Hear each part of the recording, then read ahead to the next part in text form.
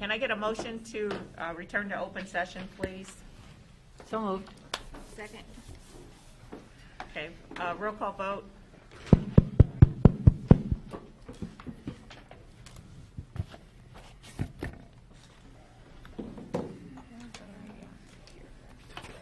Carla, Aye. Joe, Here. Lizzie, Yes. Renee, Yes. Corey, Yes. Hannah, Brianna, Yes. motion carries 6-0. Okay, great. Okay, we'll do the official roll call. Joe, Here. Lizzie, Here.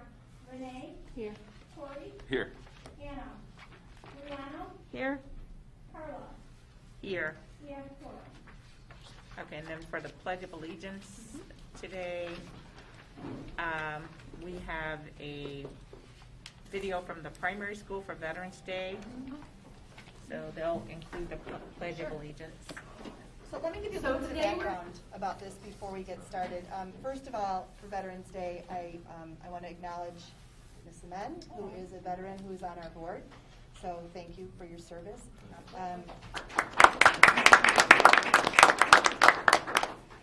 This past week for Veterans Day, we had school, and a lot of school districts don't have school on Veterans Day. And it's truly one of my favorite days of the year because each of our schools does something special to teach our children about Veterans Day and what and the significance of it and what it means.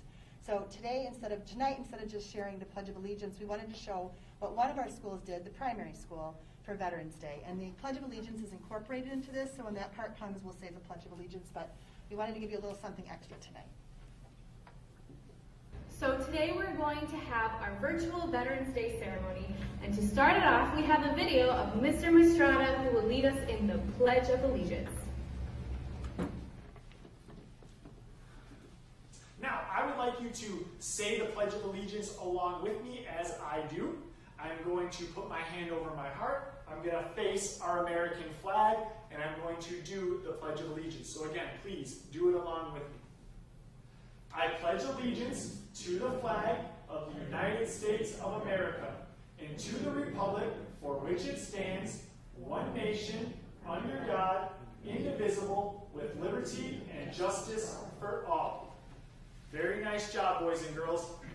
I hope you have a great rest of the day. Veterans, thank you so much for serving our country and keeping us safe. Forward. Go.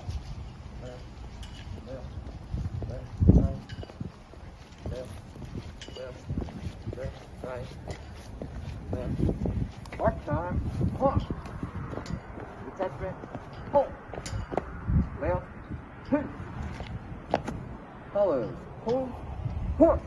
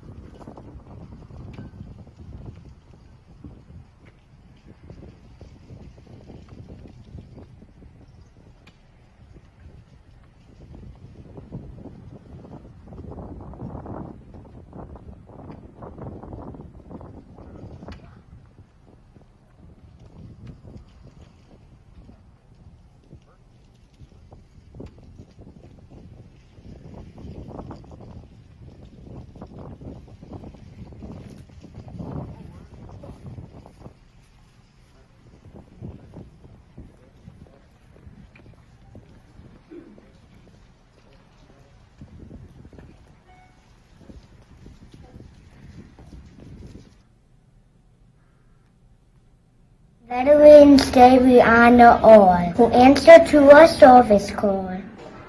Soldiers young and soldiers old, fought for freedom, brave and bold. Some have lived and others died, and all of them deserved our pride. We are proud of all the soldiers who keep thinking of red, white, and blue. They fought for us and all our rights. They fought too many days at night. And we may not know each name. We think of veterans that's the same.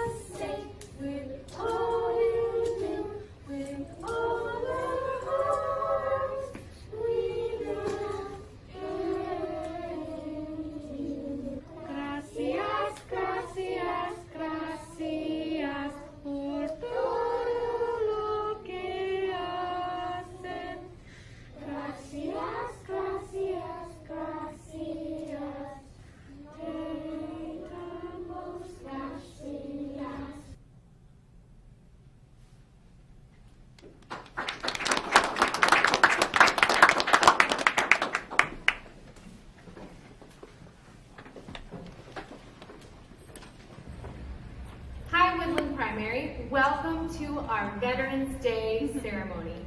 We started this. So good, we wanted to do it again. Okay, well, thank you. That was very nice. And I'm assuming that went up on the website as well? It's a longer one, but it is on the primary one. It was sent home to all the families. Okay. Okay, next up we have approval of the agenda. Can I get a motion to approve the agenda as presented? Keeping in mind that it does include the tax levy hearing. So moved. Second. Discussion, roll call vote. Lizzie, Yes. Renee, Yes. Corey, Yes. Anna, Brianna, Yes. Carla, Aye. Joe, Yes. motion carries 6-0. Okie dokie. Then we'll move forward with the tax levy hearing. Please, turning it over to Chris.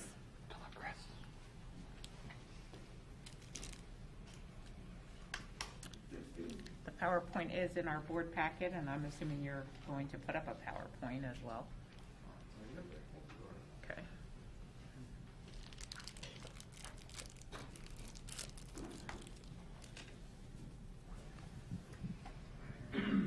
Chris Bobeck, Associate Superintendent. We're here to talk about the 2021 tax levy hearing. I don't know if anybody would like to, it's in your board packet. So we'll just go ahead with it. Tax levy calendar at the last governing board meeting on October 28th. We talked about the truth in taxation notice that went out. Although it was not greater than 5%, we still published it in the paper on November 11th. Just for transparency's sake, tonight is the actual hearing. Upon the closing of the hearing, we'll have action items in the agenda for the tax levy. Tax levy, once adopted, needs to be filed before the last Tuesday in December. I will probably be out there next Monday or next Tuesday filing it with the county.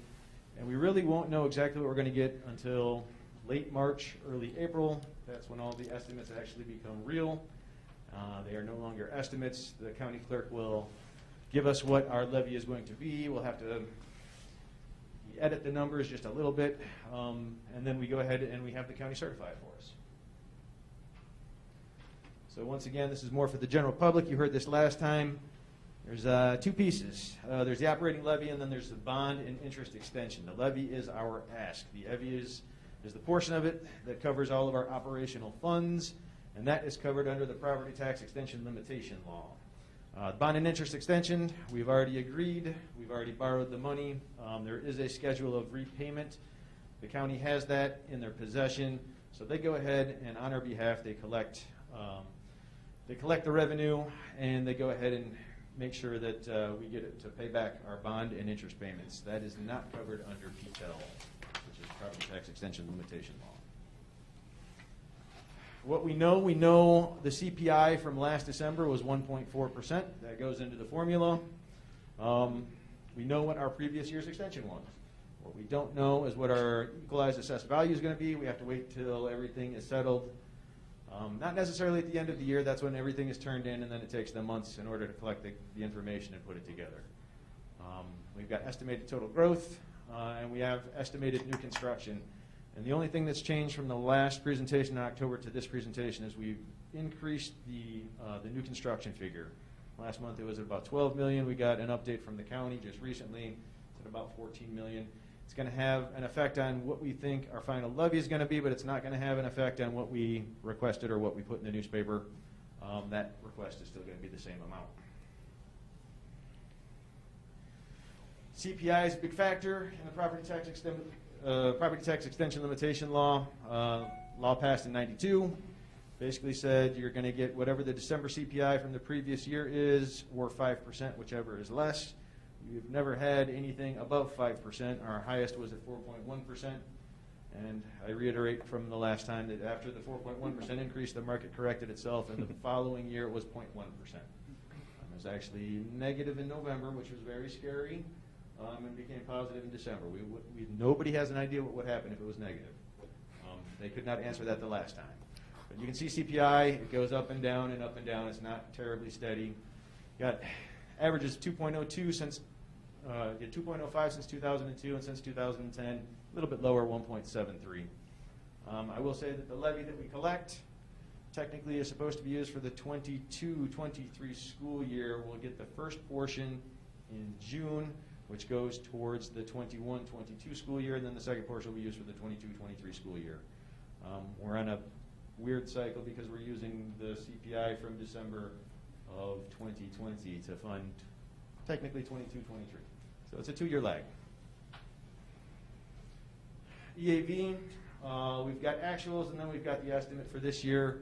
We all know it took the dip, and it's coming back. It hasn't quite returned to where it once was, but it's going up. So we're looking at an increase in, and then we also have the new construction, which is added to that. So it's going in the right direction, which is nice because that helps out with tax rate. The formula that we use, prior year's extension multiplied by 1 plus CPI, divide that by EAV minus the new construction. Like we said, we have the known prior year extension at $68,708,000 as part of the actual levy itself. That does not include the bond extension or the CDOL amount. We know the CPI, and then we have our estimates. So we put in our knowns, we put in our estimates, we get our tax rate of 4.04%. We get our capped extension where we believe it will be right around $70,215,000. Remember that number. That'll be on the next page as well. Down below you can see the CDOL number. That's the CDOL IMRF every year because we are part of the Special Education District of Lake County.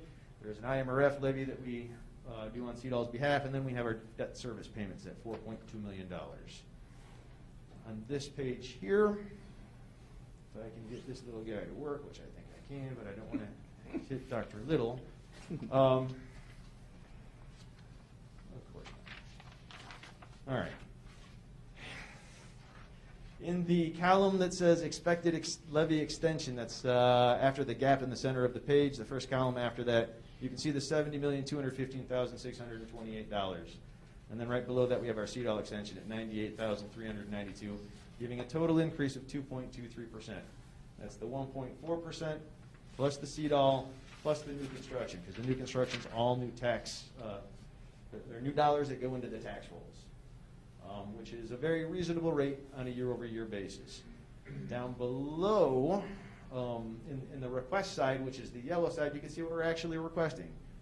We believe we're going to get $70,215,628. We're requesting $72,044,000.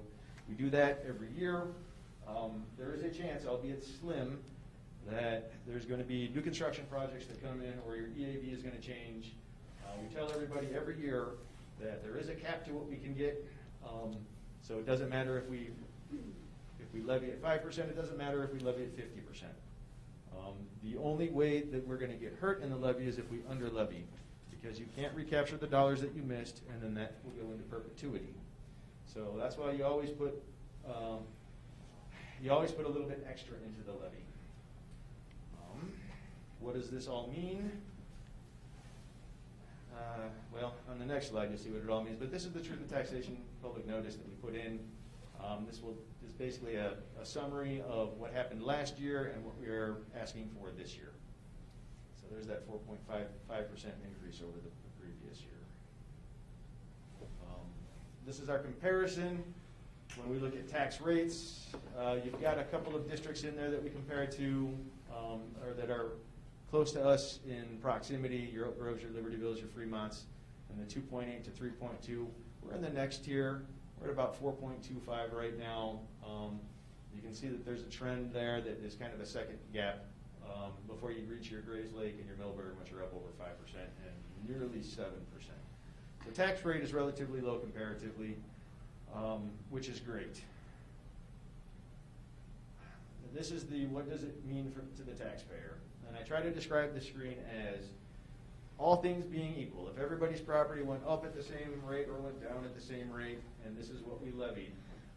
We did it for home values of $250,000, $300,000, $350,000. We didn't take out any of the exemptions, but we just wanted to see what it meant in terms of a tax bill. So if you take a look at the little chart on the right-hand side, you can see based on our capped extension levy increase that's projected, for $250,000 home, you're looking at $46.55 increase over the previous year. $350,000 home, $65 increase. And that's in the capped levy extension. Our CDOL and bond levy actually went down because of the borrowing that we did. Went down by a little bit. So there's a savings there of $2 or $2.88. So overall, you can see about $44.50 or $62.29 is what you'd be looking at. And that is only if everything went up or down at the same rate. As we all know, what happens to houses and housing prices is some will go up, some will go down. So inevitably somebody's going to say, what happened, you said it was only going to be X amount and it turned out to be Y amount. Well, that's just because your piece of the pie either got bigger or it got smaller depending on how quickly the price or the value of your house. So that is basically the levy in a nutshell. Does anybody have any questions? Thank you, Chris. Does the board have any questions? Does the community have any questions? Hearing no questions, can we get a motion to adjourn the public hearing on the tax levy? So moved. Second. Roll call vote. Renee? Yes. Corey? Yes. Anna? Brianna? Yes. Carla? Aye. Joe? Yes. Lizzie? Yes. Motion carries 6-0. Thank you. Next up, we have the superintendent showcase. Turning it over to Dr. Casey for that.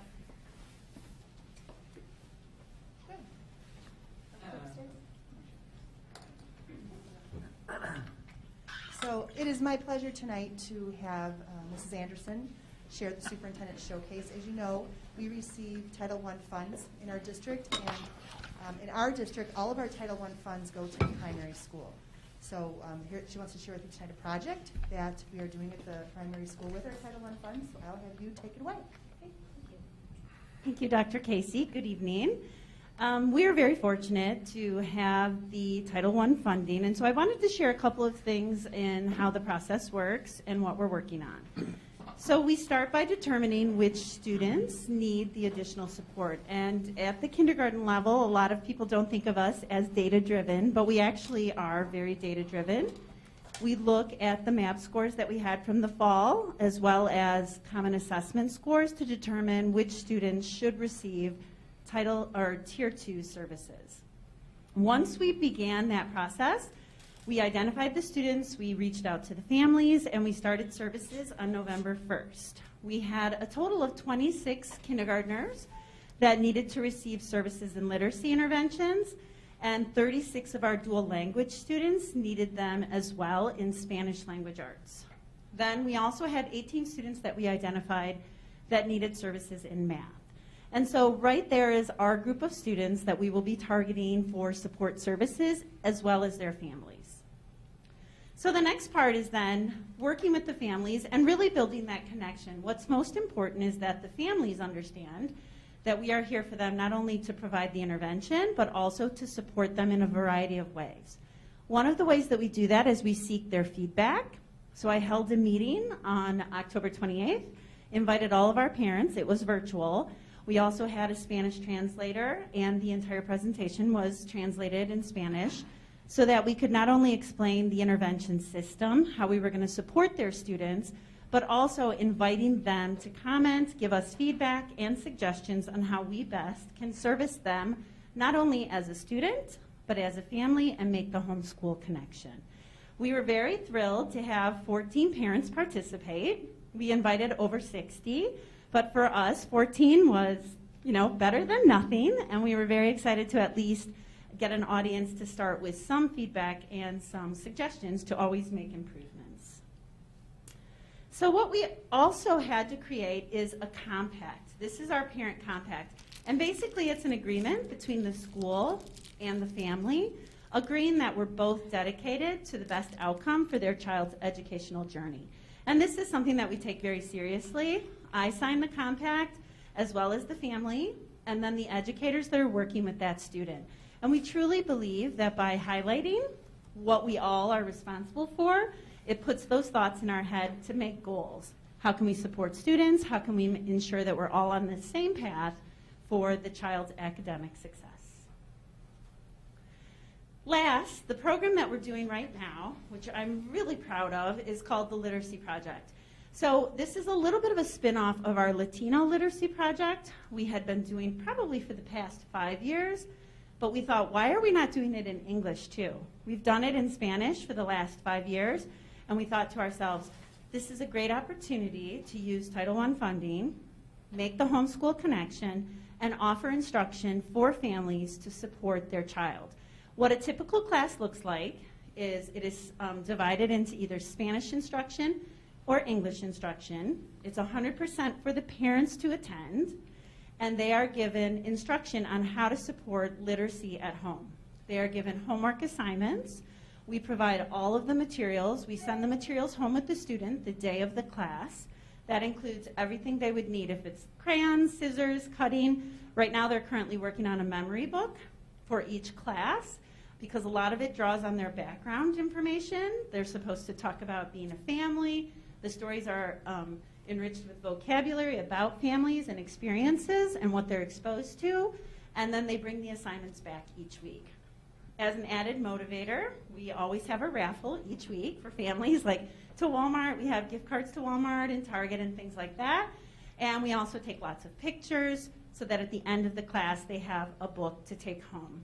As well as we typically create a bag of goodies for them to continue the home education. So books, materials, lots of different like sight words. We have lots of fun names for them, sight words and I words and things like that, so that the family can continue to read literacy together and enjoy it. So that is our literacy project.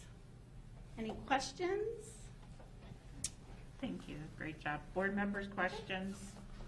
Really cool, yeah. All right, thank you. Okay, thank you.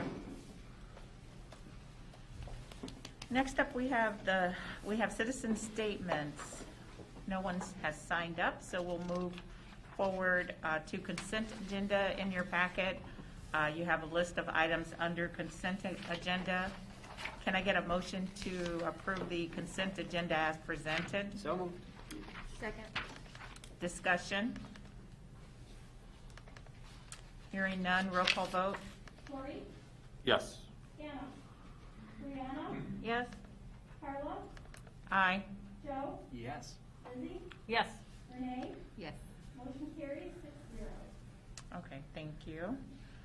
Under action items, we'll start with the approval of the 2021 district tax levy. There's 5 motions under that. Can I get a motion? We'll start with motion 1. Can I get a motion to approve the 2021 tax levy resolution and certificate of tax levy for the year 2021? I move to approve the 2021 tax levy resolution and certificate of tax levy for the year 2021. Second. Discussion. Roll call vote. Hannah, Brianna, Yes. Carla, Aye. Joe, Yes. Lizzie, Yes. Renee, Yes. Corey, Yes.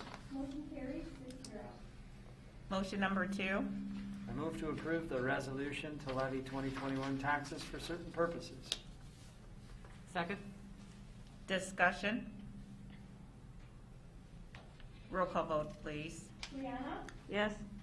Carla, Aye. Joe, Yes. Lizzie, Yes. Renee, Yes. Corey, Yes. Hannah, motion carries 6-0. Number 3, please. I move to approve the resolution to levy certain special education taxes for special education district IMRF purposes. Second. Discussion. Roll call vote. Carla, Aye. Joe, Yes. Lizzie, Yes. Renee, Yes. Corey, Yes. Hannah, Brianna, Yes. motion carries 6-0. Motion number 4, please. I move to approve the resolution to levy working cash tax. Second. Discussion. Roll call vote. Joe, Yes. Lizzie, Yes. Renee, Yes. Corey, Yes. Hannah, Brianna, Yes. Carla, Aye. motion carries 6-0. Motion number 5, please. I move to approve the certificate of compliance with the truth in taxation law. Second. Discussion. Roll call vote, please. Lizzie, Yes. Renee, Yes. Corey, Yes. Hannah, Brianna, Yes. Carla, Aye. Joe, Yes. motion carries 6-0. Okay, thank you. Next up, we have approval for the FY21 audit. Can I get a motion to approve the FY21 audit? So moved. Second. I'm sorry, is that Brianna or Lizzie? That was Brianna. Discussion. Okay, hearing no discussion, can I get a roll call vote? Renee, Yes. Corey, Yes. Hannah, Brianna, Yes. Carla, Aye. Joe, Yes. Lizzie, Yes. motion carries 6-0. Thank you.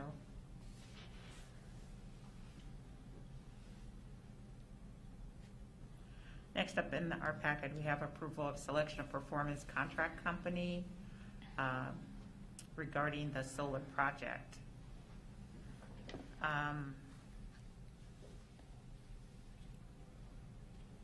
Did you want to give us some background on this, Sure. Chris? This is going back to the RFP that we received on November 8th. In order for an RFP to be approved, you have to designate the company that wins the RFP. You have to check out all of the references, and then you, at the following board meeting, then you actually approve the contract. So we're in the phase right now of designating the winner of the RFP, which was Siemens, as they were the only bidder in the RFP. And then moving forward, what we do is we negotiate the contract. And if we have a contract that we feel is, if we can come to terms on the contract, then we go ahead and make the approval. If we don't come to terms, then we just don't send it in front of the board in December.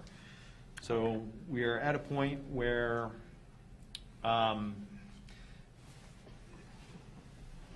the RFP came back, the numbers weren't quite as as we expected. And then there was an issue potentially with the roof that's being looked at now. We've got a couple of companies out there. The latest that we've heard is they believe everything is going to be all right. So, which means that all we'd have to do is negotiate the numbers. So that's what we're looking to do in the meantime. We have two companies working to give us certification, and then we also would, at the same time, we'd be working on a contract and then waiting for numbers to come in. If the numbers don't come into our liking, I will let everybody know that this is something that's not worth it. Also, in the meantime, there is the possibility that our new solar SREC numbers come out. They're slated to potentially come out on December 15th. We know what the value of the ones that we hold are, which is very key in this whole process. If those numbers come out and they're equal to or greater than, and we don't get the figures that we're looking for, actually we could start the process over again and still try to get something up and running. So that's where we're at right now. Questions? So just to reiterate, this is a vote to negotiate. This is a vote to designate. By law, you have to designate them. We have to advertise it in the paper for 10 days. If nobody objects, none of the public objects, we can move forward with the approval in December. And the approval is contingent upon the negotiations that happen between now and the next board meeting. Okay, do we have a motion? Yeah. I move that the Board of Education direct the district administration to enter into negotiations with Siemens Corporation for a performance contract for installation of a solar array on the middle school roof in 2022. Second. Further discussion? Roll call vote. Corey, Yes. Anna, Brianna, Yes. Carla, Aye. Joe, Yes. Lizzie, Yes. Renee, Yes. motion carries 6-0. Okay, next in our packet, we have approval to amend the citywide contract. This was part of the discussion at the last board meeting. Can I get a motion to approve the amended contract with citywide building maintenance as presented? So moved. Second. Discussion? Okay, well, hearing no further discussion on this issue, roll call? Anna, Brianna, Yes. Carla, Aye. Joe, Yes. Lizzie, Yes. Renee, Yes. Corey, Yes. motion carries 6-0. Next up, we have the extension for the FY23 Arbor Emergency Food Services extension. Can I get a motion to approve the request for non-competitive emergency extension for food procurement with Arbor Management for the 2022-2023 school year? So moved. Second. I got a first and second. Is there any discussion? Hearing none, roll call vote. Brianna, Yes. Carla, Aye. Joe, Yes. Lizzie, Yes. Renee, Yes. Corey, Yes. Anna, motion carries 6-0. Okay, next up, we have a series of reports in your packet. Several of them are written reports. We will start with the first one in the record, which is the discussion of the superintendent search. You have your binders. I didn't bring mine. I don't know if did anyone bring their binder tonight? You have your binder. You have the final schedule for the interviews that will begin on, actually with the training at 1 p.m. on Tuesday, November 23rd. IASB, as well as Martha, is going to provide us with a training from 1 o'clock to approximately 2:15, and then we'll begin interviews at 2:30. We have 3 interviews scheduled for the 23rd and another 4 interviews scheduled for the 24th. which will provide us with the opportunity to speak with candidates on this matter. Are there any questions? Okay, what we'll do is we'll remember to bring your binders on the 23rd and the 24th, and we will update, as needed on those days. So you already have the binder, so. One of the things, too, I think we discussed earlier were the questions that several board members had the opportunity to pick in terms of questions we want to ask. So we'll, have you answer questions according to how they were chosen, with the understanding that, it's interviews are an hour and 15 minutes. So, we'll start by giving each board member 2 questions, and then we'll go from there, okay? Are there anything else? Okie dokie. Well, and one more thing. It's already been an extensive process. You've put in a lot of work to help make this happen and to bring us to this group of candidates that we're going to start to interview. So thank you, and looking forward to meeting them all. yeah, thanks. Speaking of which, we will have the opportunity, we're working on this opportunity to have the Zoom set up for some that can't be in person. So we'll get that set up and sent out as well.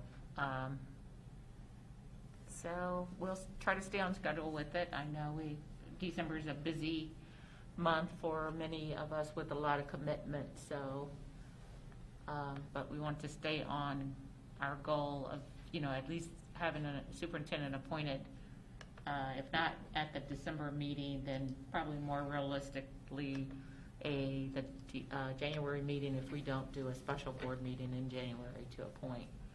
But as we know, there's a lot of superintendent openings right now, so we want to be able to choose our best candidate for our district. So that's one reason why we didn't want to stall the process, knowing that we have several members with obligations. So, but we'll make it work, and we'll make sure everybody stays informed and involved. Okay. Okie dokie. Well, we'll move forward then. With other reports, you have some policies in your board packet for your review. Are there any questions or edits suggested for the policies in the packet? And even if you don't have any tonight, these policies will be on the consent agenda for approval at the next board meeting. So if you haven't had a chance to read through them tonight, but you find that there's edits needed or you have questions about them, contact one of us on the committee and let us know, and we will make those changes. Most of the changes in these packets have been pretty minor. Did you want to speak to that a little bit, Laura or Lori? I know a lot of it has to do with the upcoming audit, but. Sure, that was, when I'm talking about the audit a little bit, so we can just talk about it with Jeff. Okay. And so anything on policies before we move forward? The next up, you have the school report card in your packet. Is there a presentation on the report card? No, but Dr. Thomas is here if there's any questions. Okay, Dr. Thomas, did you want to come forward and just give us a high-level overview on the report cards? Sure, absolutely. Well, this is a different kind of year for the report card, and what you're seeing is actually release number 1 of 4. So really, there's not a whole lot of information on this. You're not going to see anything that's really not known or anything that's riveting or anything like that. So our information from our ISA or from the IAR test information is actually going to be in release number 3, which will be sometime around March. So we're going to see release number 2 in about a month. You're going to see about the same kind of information. And then I'll send out the release number 3 sometime in March that'll have a little bit more assessment information and things like that associated with our students and their progress. So. And I guess I don't quite understand the big change. Yes, so if you recall, so when last school year, when we had COVID, districts were given an opportunity to either test the main assessments, the IAR assessment in spring, or they could delay it all the way into this fall term. And that's what we chose to do as a district. We chose to delay. So the state was concerned about getting information out as per their requirements and their guidelines. So they needed to get the main report card out by, I believe it is October 30th, or 31st is their date. So they did that. But they did not have the other information available to put it in. So they made a decision to have multiple releases. So that's why we have this multiple release strategy. So while our students just completed the IR in September, that information is being scored, put together, and then obviously put into the document.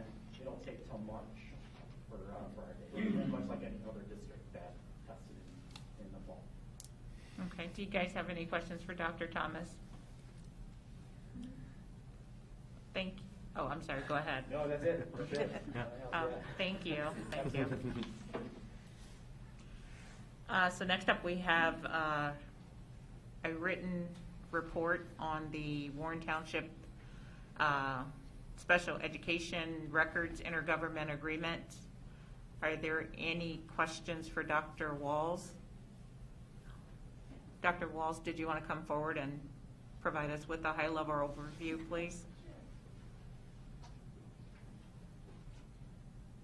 Good evening.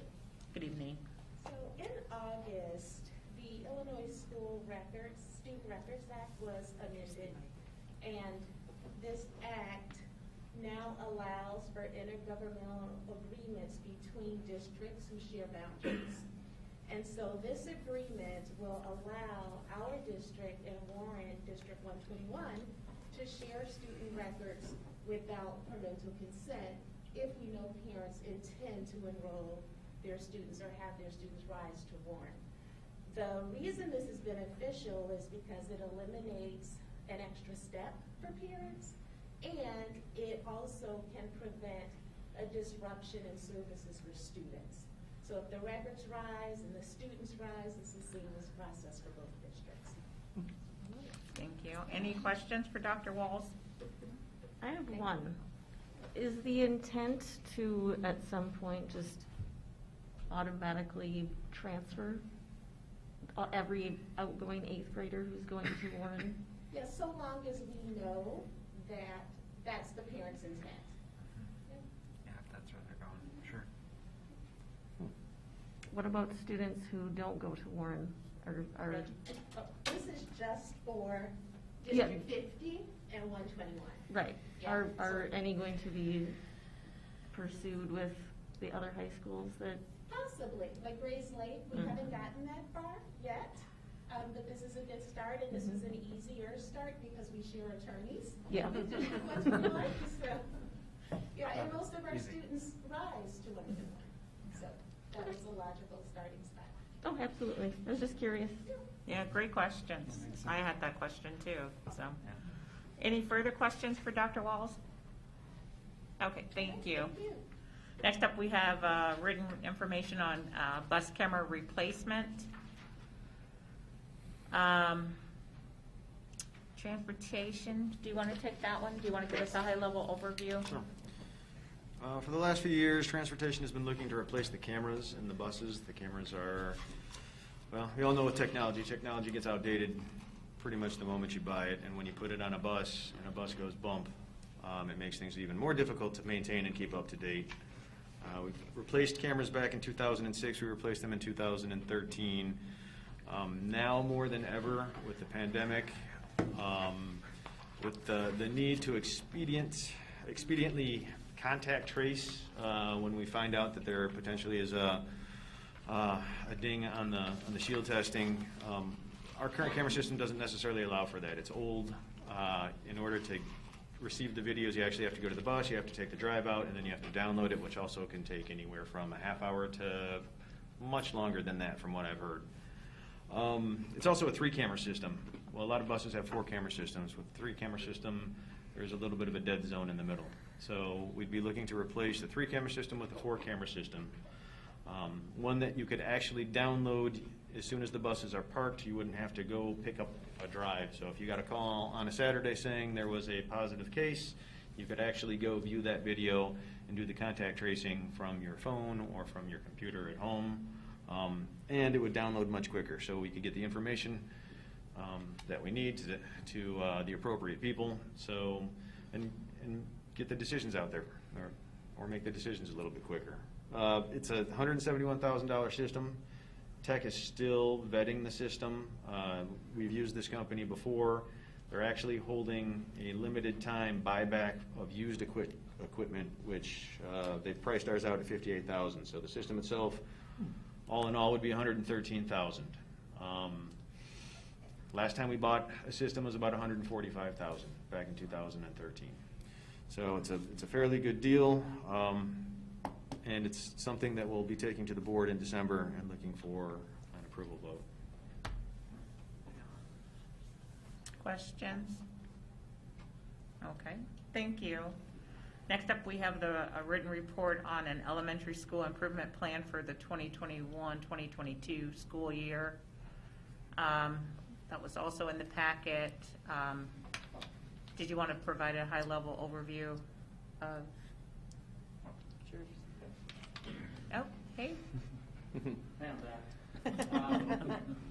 yeah, I was trying to think of an analogy while I was sitting there. You know, I think isn't it like when starships or things approach a black hole, time slows, and that's kind of what's happened with the school improvement process. So while we were identified, this elementary school was identified for school improvement back in, I think, 2019. Because of COVID, we've been in this slowed and, I guess, drawn out process of school improvement. So while by now we would hope to have shown that our students are certainly sufficiently progressing and growing, we haven't had an opportunity. And the very first time that we have an opportunity, which was the IAR that we just took, they won't be doing student growth. So we're going to have to wait a whole nother year really to help demonstrate that.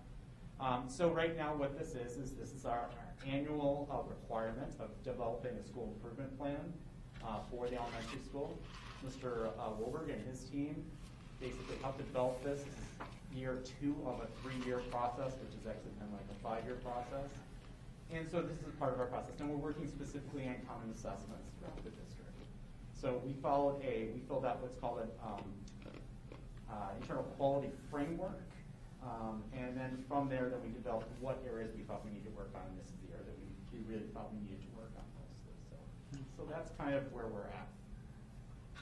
Do you guys have any questions? It's nice to have the extra time. Yes, that's a nice Isn't it? thing, yeah. And the money, there's additional money, so Yeah. we get that every year, so that's kind of a nice bonus. Some of that stuff takes a long time, so. Yes.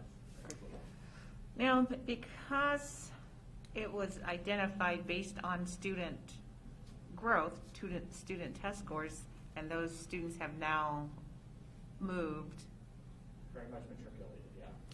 how do we ensure that, you know, whatever gaps were seen then are not carried over in those students as they've gone to higher grade levels? Because would they be, what grade would they be? 3rd or 4th grade, or? So we were identified in 2019, they were 4th graders in 2019. This is specific to students with disabilities. Okay. children with disabilities. So then they would be 5th grade in 2020 and 6th grade in 21. So there'd be 7th graders right now. Okay. Yes. So I thought it was elementary. It is, but that Oh. group that was identified has Okay. matriculated up, so that's part of it. I do think that there's a lot of other factors, and I'd be happy to kind of put a little bit more background into it. One of those was the shift that we did. The previous year, if you recall, in 2018, we had some of our highest performance for our 3rd graders on the IAR. And then in 2019, we switched from what was a paper administration for our 3rd graders to a digital administration. And we saw a tremendous change in that performance level. And so that's what we really also think helped to contribute to really the change in performance levels. Not so much anything instructionally, but some other elements of the test administration that we would say contributed. Okay. And that happened in a lot of places. Yeah, it happened a lot less. Yeah. Yes, absolutely. It was very common. Okay, so when looking at, because I know it's one thing to be on a school improvement plan, but it's another thing to where the rubber meets the road with the students. Right, exactly. So how do we compensate? I It's guess I'm still not understanding that piece of it. So as our obligation through the school improvement process, we developed then what areas we need to work on. One of those was through formative assessments, through assessments that help us keep track of students' progress at a much more consistent level. In addition, we also identified that there might not have been consistencies in what was being instructionally taught with our children with disabilities and what was being taught in core classrooms. So we made that a more common place where we have to have exposure to the same common core standards regardless of the program that you're in. So those are two big changes. Beyond that, individual students are still really mostly tracked through our math process, right? We're looking at student growth that way. Mhm. That's the way that we really do prefer. As much as I communicate pretty regularly throughout every year, I mean, the IER is an assessment, and it's going away again, and we'll have a whole new assessment again. We had PARC, we had the IER, and we're going to have a new one soon. So it's really hard to kind of keep track of what's going on there. Math for us has been a consistent tool that we've used. It's something we can kind of project and predict generally where our students will be. So if students are below where our projections are, then we need to look instructionally what's going on. Or if they're above, hey, that's a great piece. Maybe some changes we did actually had some impact that we're really looking at. So for us, MAP's just been that much more of a standard, consistent tool for us to look at performance. Okay. Any further questions? Okay, thank you.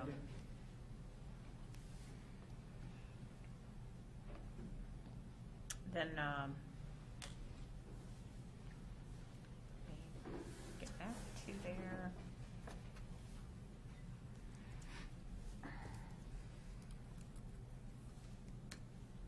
Next up, we have a written report. So an elementary improvement plan, the written report on TRS supplemental savings plan. So this is a state mandate. Do you want to provide an overview? We had I had a written report back in the spring about this. Essentially, the state is forcing TRS to have a 457B supplemental savings plan option for TRS members. It's kind of gone back and forth. One of the things that we didn't necessarily like about the plan is the fact that it makes the school district the fiduciary, which means that if the plan's not doing very well, the employee can turn around and sue the school district and say it's your fault. Well, it's kind of out of our hands. In order for us to be part of the 457B, we have to pass a resolution. We're working on wording in a resolution to kind of try to alleviate some of that responsibility, but TRS has dug their heels in and said, this is how it's going to be. Obviously, the state came up with it. They're looking for all districts to sign it. It's an interesting 457 plan because new participants are automatically enrolled unless they opt out. So, and it's going to be 3% that comes out of the paycheck. That will start sometime next spring. It's not going to happen immediately. The plan will go into effect in January. All active participants in TRS will have the option of contributing to it, but we also have a 457B plan ourselves. So we'll have to monitor. There's certain limitations on how much you can contribute every year. So if somebody has an existing 457 and they contribute to one plan, but they also want to go into the TRS plan, we'll have to make sure that they don't go over the limiting amount. Otherwise, somehow, some way, we're the ones that get the hand slap for that. So there's a couple of things that we don't like about it, but districts are starting to sign off on it. And either next month or in January, I'll probably come forth with a resolution that will need to be approved so this can take effect. So it needs to be approved by the board by March 31st, but you're bringing it in January? It needs to be approved by, technically, if you read the bulletin from TRS, it says there's no adoption date yet. The plan itself is just starting in January, and it's being phased in, so it's kind of up in the open. It's been lingering out there for quite some time. The state actually made this change, I believe it was back in 2018, and nobody knew what to do, so it's dragged along, and they finally just said, we're starting it up. So that's where we're at. Okay. Questions? Joe, you look like you have a question. I just am a little bit nervous for our folks who, TRS already takes a pretty good chunk. It's a great pension, but it already takes a pretty good chunk of the teacher's paycheck to begin with. And if they don't know that another 3%, how can we make sure everybody understands exactly what they're contributing to? It's probably a great idea, say for retirement, but for a person coming in making, right? And Martha and I have had some discussions. This will be part of the packet. This will be part of the information that goes forth. It'll be, now this is the opt-out form, and they'll have to explain what the 457 is and all of that good stuff. And it could be as simple as probably a check mark box. I opt out of this. So they'll get the full explanation when they come in. They already get a packet of things, and they already get a nice sit down with our HR department. So we'll make them fully aware, as we'll have to make all of our active participants right now aware that they can contribute. Okay. Any further questions? Next up, we have a written report on the school compliance visit. Did you want to give a quick high-level overview of that? Sure, I'm happy to. Every 4 years, the district conducts, the regional office conducts really what's pretty much an audit of different things that we're held accountable to do. Areas such as policy and governance, health and safety, and instructional programs. So many of the people that you see in the audience tonight have been working a lot on this audit. And what happens is 6 people from the regional office come in and they go through all of our files. And I gave you some examples of some questions they ask. That's why you'll see in your policy reviews, we're going through all of our policies to make sure that everything is up to date, just as we always do. But as you know, we just recently got the biggest press packet they've had in a long time. So we're making sure all of that is up to date. So there's some things that the board, they check to make sure board members are up to date in different things. They check to make sure our teaching and learning department is up. Human Resources has a large section. So it's something that happens every 4 years, and it's something that you can see on the bottom that it's the different categories that you could achieve when you're doing this. It's not uncommon to achieve something. They'll say, well, if you come back and show us that you have this, then you're pending compliance. If you come back, then you could get full compliance. So that's what we are working on. They'll be here in February, and they will be going through everything. So it might be we may be giving examples of policies. Sometimes they're actual records, but it's something that we do every 4 years. And this is not something the board needs to approve, but we just thought we would share it with you so you know what's happening in the district. Questions, board members?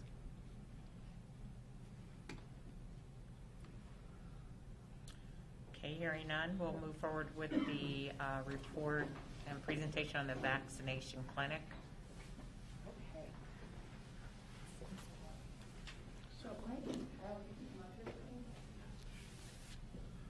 So I'm just going to give you a quick overview this evening. So I am very pleased to share with you this evening that we have partnered with the Illinois Department of Public Health, and we will be bringing to Woodland a vaccination clinic for Woodland, for our staff and for our families at Woodland. Lake County currently has the highest vaccination rate for children ages 5 to 11 in the state of Illinois. So we are at 16.1%, and we want to make that even higher. You may have heard other districts are also doing this, but we have been working on this for a while. When I say we, I say Mr. Wachowski and Mr. Block, who've made this come to fruition. So again, we're a host site for the Illinois Department of Public Health that's doing this. This is the information. It is a Pfizer vaccine that we'll be using. It's going to be held at elementary. We have the whole elementary building, but you'll be going in at elementary. The first 2 dates, November 30th, December 1st, are the beginning dates. Next 2 dates are the dates that you come for the second shot, the children. The times are 3:30 to 8. both of those days, so we're trying to give families a long period of time that they could come in. We're using Sign Up Genius. So today, we sent home to all of our families, I sent it to the board earlier, but we also sent to our families the ability to sign up. And I'm really pleased to say that it's filling up. So I just checked actually right before this, and it's starting to fill up. So we tried to limit each time slot so that we've heard from other districts that it's great that they've had to wait up to 2 hours to have this done, and we don't want our families to have to do that. We're all kind of learning from each other. So if there's a way we could try to make that wait less for our families, we want to do that. So Kyle made a Sign Up Genius, and that's how families are signing up. So this is just the route of where people will come in. They're going to start at one door. Again, we know it's winter, so we don't want people to have to wait outside ever. So luckily with our schools, we've got plenty of space. So they're going to come in one door. Children are gone at this time. That's why we're starting at 3:30. There'll be no children in the school, and they'll go down a hallway. It's going to be held, as you can see, over here. If you're familiar with our elementary school, it's both sides, the west cafeteria and the east cafeteria. Plenty of space to spread people out. And Kyle can talk a little bit about, we had a visit come out where the Illinois Department of Public Health are the ones that said this is probably the best space to have it and where to do it.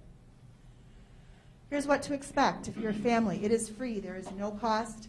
You can just come and have it done. You have to have a parent or guardian present to have this done.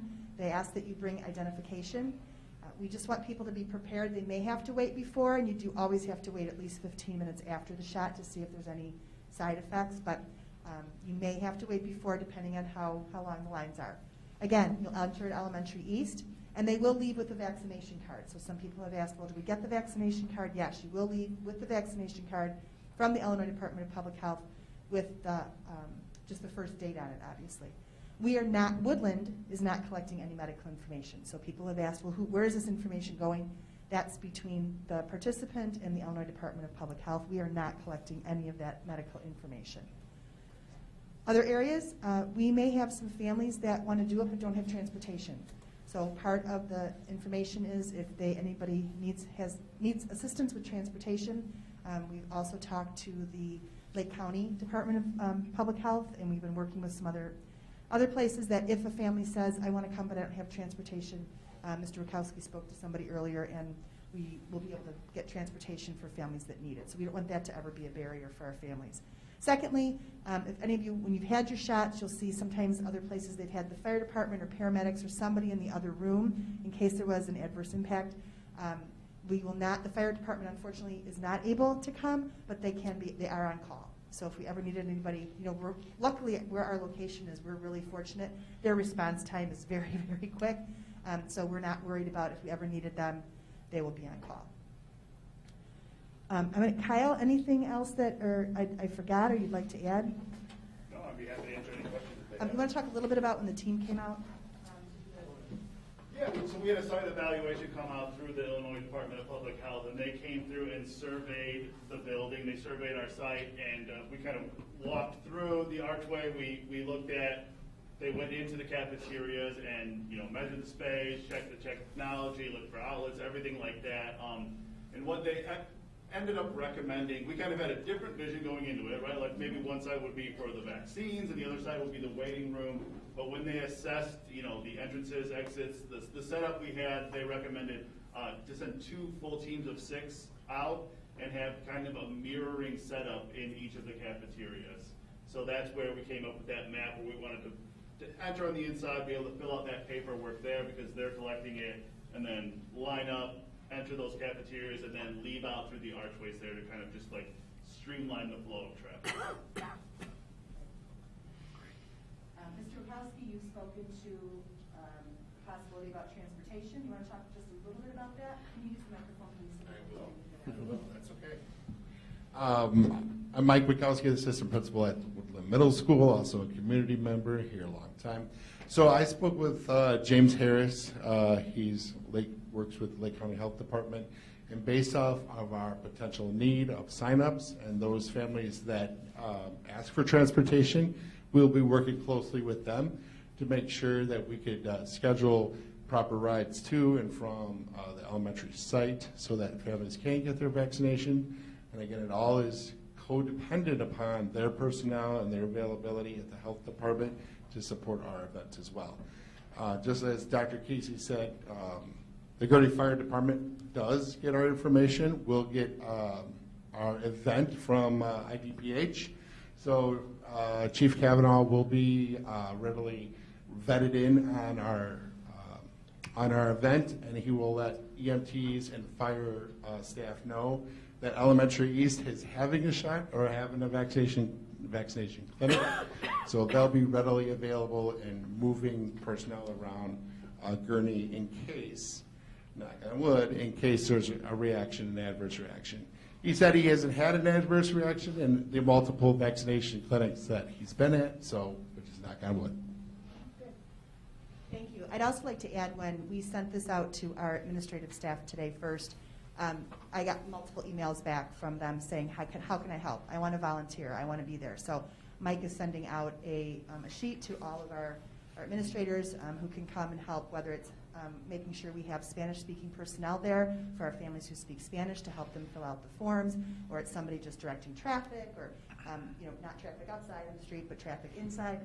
So we've got plenty of people that are very willing to help to make this possible, and it looks like Corey's very. I'll be there too.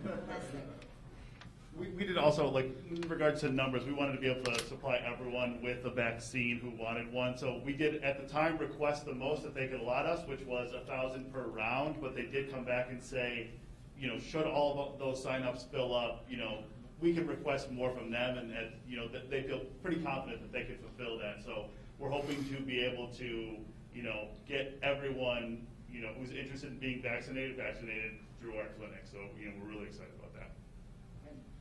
Any questions? I have one, more of a confirmation. This is only for kids to get vaccinated. So if the parents aren't vaccinated yet, they would not be able to get vaccinated with their child? At this time, we wanted to make sure that we had enough slots for all of our children to be vaccinated. We're going to look and see where the numbers fall. And the Illinois Department of Public Health said if we needed to have it available for boosters or for other shots, then perhaps we could do that. But right now, we're just really trying to focus on our students, and then we'll see. Because we also have some staff that we'd like to offer, the booster shots too, and those types of things. But we really initially wanted to focus on this. But good question. We had the same one. I just don't want families to think that adults could sign up to be vaccinated at the same time. Sure. Sure. And again, this is also something, we don't want families to think that we're the only game in town. So we know that, like, if they want to go to CVS, they want to go to Walgreens before that, they don't want to wait, absolutely, please do that. But if not, we're happy to do it here. Okay. Other questions? I'm just really glad we're doing it. This is great. Thank you. Thank you for planning it, bringing it together. Absolutely. Thank you. Thank you.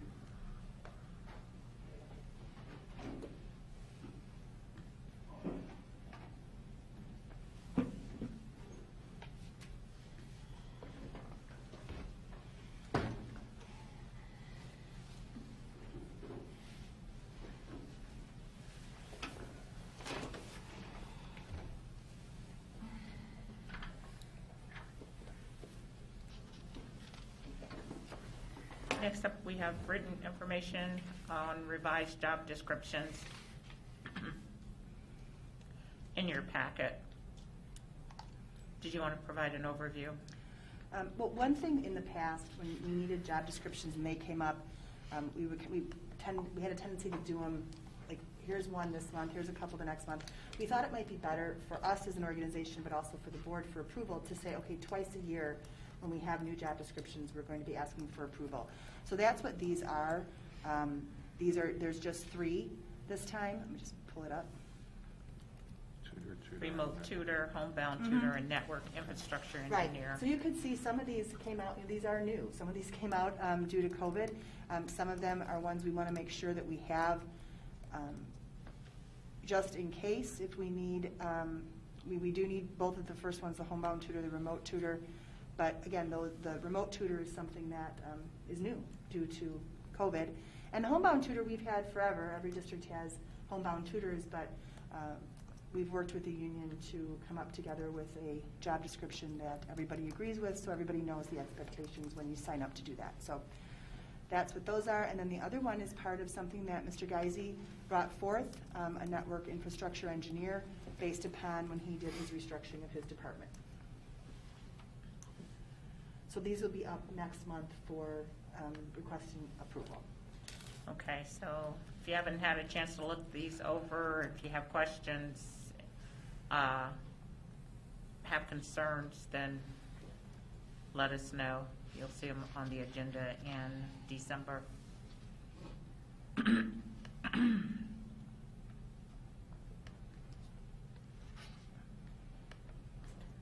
Okay, next we have board improvements and operations. As you guys know, we had the National School Board Members' Day was November 15th. We have the IASB conference, or Triple I conference, coming up this weekend. That includes the resolution committee and delegate assembly. Are there any questions or comments about either of these? I know we talked about it last month, so anything? Okay, hearing none.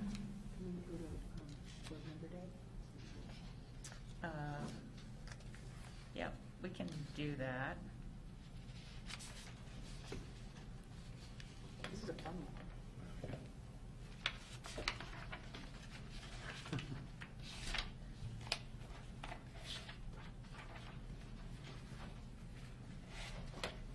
Okay.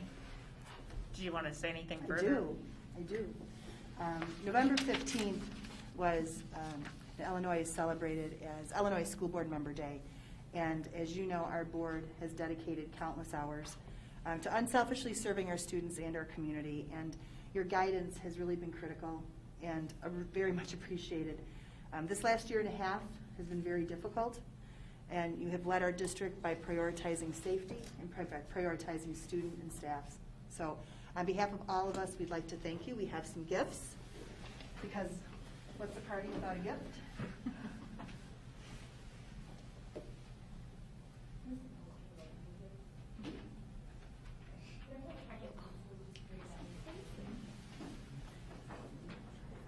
So all the schools got together and they do a few things.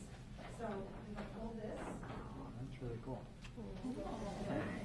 Oh, We can look Nice. for. that's for. That's really cool. No? Cool.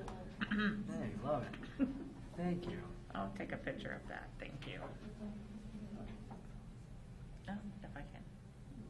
I apologize. Hold on a second. I can help her.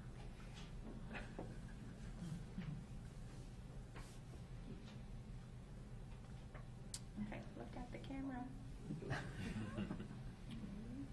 Thanks for holding up the sign. I know, right? Do you feel like It's a that? longer, Like, longer Okay, job. thank you, for thank you. God. I see the pinky up technique. Hey, thank you. Oh, That's so cool. Very well done. Thank you.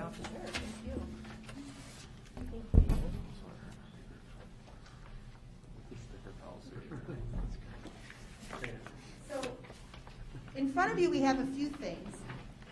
First of all, you've heard us talk about our wellness committee.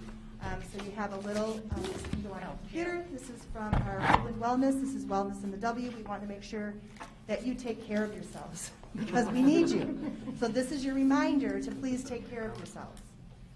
Secondly, we have some cards that were made by students for you. So you each have some different cards, but lots of great artists, as you can tell. And then on the back, it tells you a little bit about it. So very cool, but we have just some amazing student art and student art teachers. So a lot of these are from second and third grade elementary school. And then finally, this week, Dr. Michael Karner, who's the new regional superintendent of schools, stopped by and gave a present to each of you. So in there is something from him. There's also a note with your name on it from the regional superintendent of schools, thanking you for your service on this day. So we want to thank you. These are just a small token of it, but we'd like to happy Board Members Day. Oh, thank you. Thank you.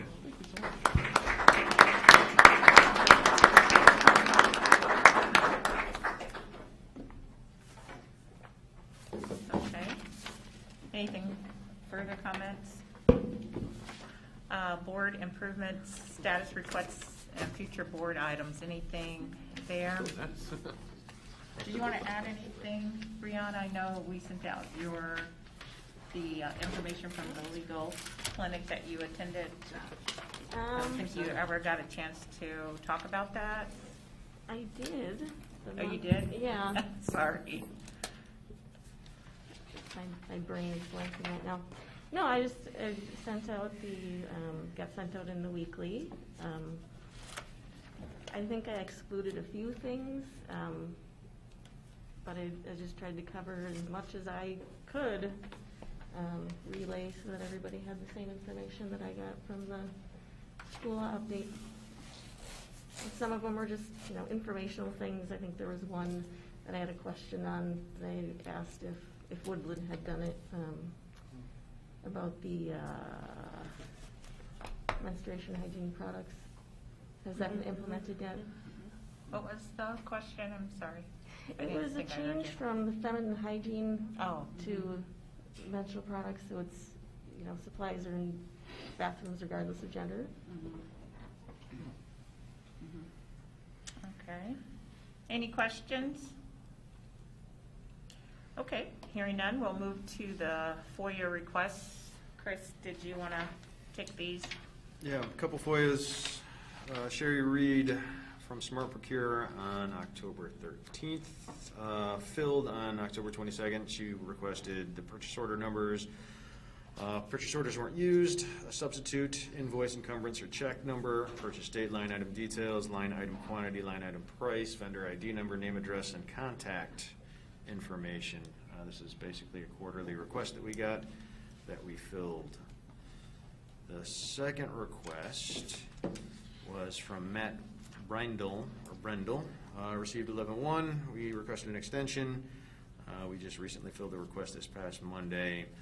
Request was for all emails sent received between Superintendent Dr. Casey and the District 50 Board of Education, the Illinois School Board of Education, the Illinois Department of Health, Governor Pritzker's office, and legal representation containing the following words: COVID-19, mask mandates, parents, vaccination, quarantine. The scope covers the past 3 years and also includes emails, documents, memoranda, presentations, videos, and chat transcripts, i.e. messenger, signal, text messages, including messages on personal devices of appropriate custodians.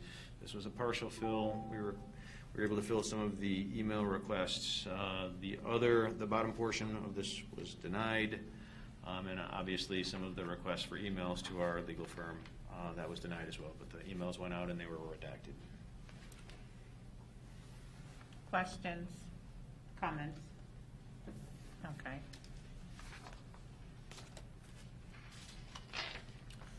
Okay, do we have a reason to, any citizen statements?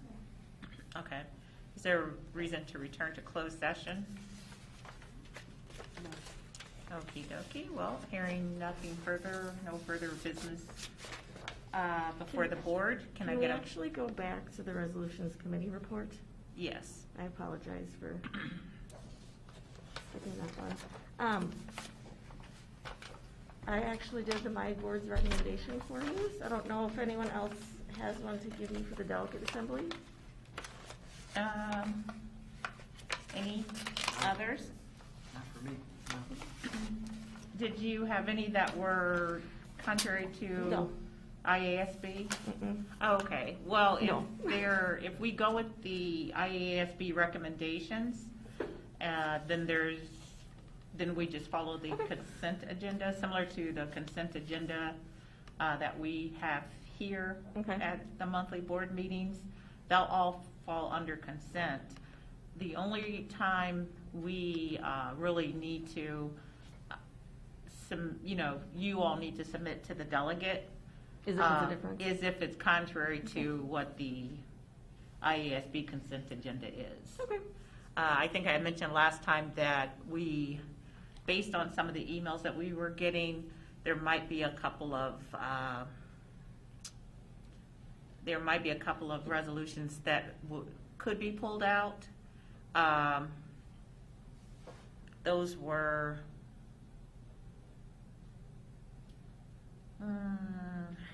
We have one, I think we got one on, was it the Science of Reading curriculum? And it was the child safe gun storage issue. Because those are the people that inserted those or submitted those resolutions, they may not agree with the resolution committee. They could get up and ask that they be pulled for consideration. Okay. Then, but that would take a vote by the delegate assembly to pull it. And if they don't get the votes, then it'll just go under consent agenda. But I think those are two of the controversial ones that we've actually gotten emails on, district that submitted asking us to support their position. But it's not automatic that would be pulled. So, any thoughts on those? I don't know if any of you. I just, there was one on electric buses, and it would be great to see that come back revised, maybe in a way that, I understood why the do not recommend was recommended, but it would be great to see that come back in a way that could be in the past. And they were just looking they thought the scope was too narrow. Yeah. And they wanted them, the district that submitted that resolution to consider other forms of energy, I guess, Yeah. which didn't really make sense to me, but Yeah, I it was appreciate rural that. I districts respect too, that. and yeah, if there's a way that they can rewrite it to maybe be more effective, I think that'd be great. Okay, so you think we'll see that one again? Yeah, I think probably. so. Okay. Yeah. Anybody else? Okay. Okay, well, and anything further, Brianna? Nope. Well, thank you for, taking the time to do that. I appreciate it. Wait, Carla, this last thing. I'm sorry, can you speak into the mic? Lori, did we send out the Thanksgiving stuff so our families could come? I'm sorry, I didn't hear what you said. Did we let our families know about the Thanksgiving so that they can come? I sent that out with, I gave it to Dr. Maychek. We sent it out with families in need. Okay. Perfect. But we didn't send it out to all of our families, I don't believe. I just wanted for people who need it. Sure. So the families in need is perfect. Yeah. Yeah, I believe we sent it out to our families, our McKinney-Vento families and families that may need it. Thank you. Okay. Anything else under board status or requests for future agenda items? Okay. Then we will have a motion to adjourn. Move to adjourn? Second. Roll call vote. Carla? Aye. Joe? Yes. Lizzie? Yes. Renee? Yes. Corey? Yes. Anna? Brianna? Yes. Motion carries 6-0. Okay, good night, everybody. Have a great evening. See you tomorrow.